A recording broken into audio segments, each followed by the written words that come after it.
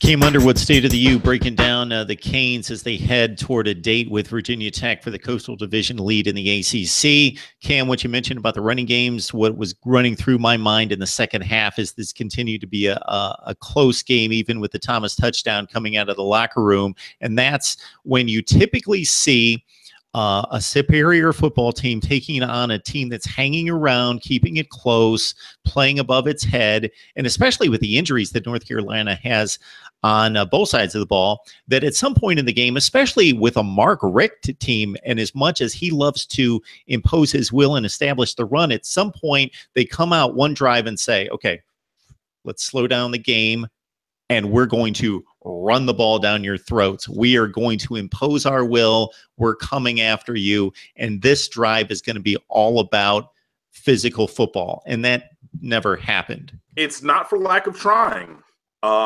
I just don't think that Miami's there on the offensive line.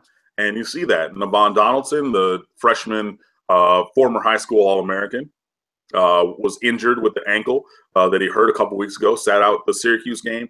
Played only like 2 or 3 snaps last week and wasn't able to go. And his replacement, Hayden Mahoney, just plain got beat a lot. It was to the point where, having talked, or I saw some people on Twitter saying that they thought North Carolina was stealing plays because that's how quickly Mahoney got beaten to the punch. Like, if you're trying zone, and you're slanting and they're past you before you even take your step, things like that. And I don't know if they were or not. Either way, Miami won.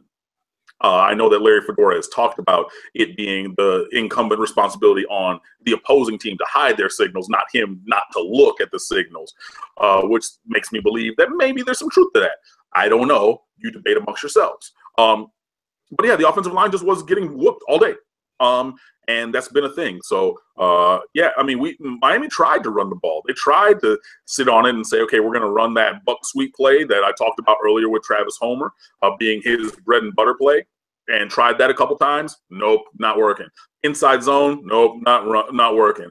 Zone read, they figured out every time they're going to run zone read, the quarterback or the defensive end, was going to sit and make the quarterback give the ball, a la when Brad Kyle was here. We ran zone read, but he gave it to the running back all the time. And then everybody just crashed, probably through Mahoney's gap and to the middle, and then, they're going nowhere. So I think Mark Richt's team Mark Richt offense wants to run the ball. But like we saw with Syracuse, I think that he knows that passing the ball is where the advantage is for this team. We have a lot of playmakers on the outside. You put Christopher Herndon in the slot, and then let him go. He has the most yards out of the slot out of any tight end in the ACC this year, I want to say. Amon Richards on the outside when he's healthy. Jeff Thomas now on the outside. Practice Barrios on the inside as well. Deontay Mullins rotating in. Daryl Langham, who's sitting now, even though, the hero of those 2 games, but he plays the same position as Amon Richards.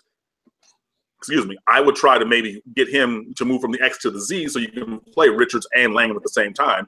But hey, even if they're still rotating, that's still a guy who's made plays at a receiver position. And I've named all those guys. I haven't named Deontay Mullins. I've not named Dale Harris, who's made plays. Lawrence Cager, coming back off of a knee injury, having a not great season, but he still has athletic potential. Miami's receivers are the weaponry now. So I think it's a tribute to Mark Richt in that he's kind of figured out, look, the run game is not going. And for whatever reason, whether it's execution or other teams just cheating the run or just selling out against the run and saying, we're going to make them throw. But Miami's offense is really trending towards passing. And I think that that's more out of necessity than desire. But even if you look back to the Syracuse game, that last drive, Mark Richt said, we're going up tempo, and everybody's screaming, hey, run the ball, go conservative tempo, snap it with 2 seconds on the play clock or something. And Mark Richt said, look, their guys were tired, our guys were fresh, and we're going to go up tempo and we're going to score a touchdown, which is what happened. So, like I said, I think it's out of necessity, not desire. But eventually we're going to see Miami hopefully get back to that power run game. I just don't think that this week or this season is really going to be when that happens.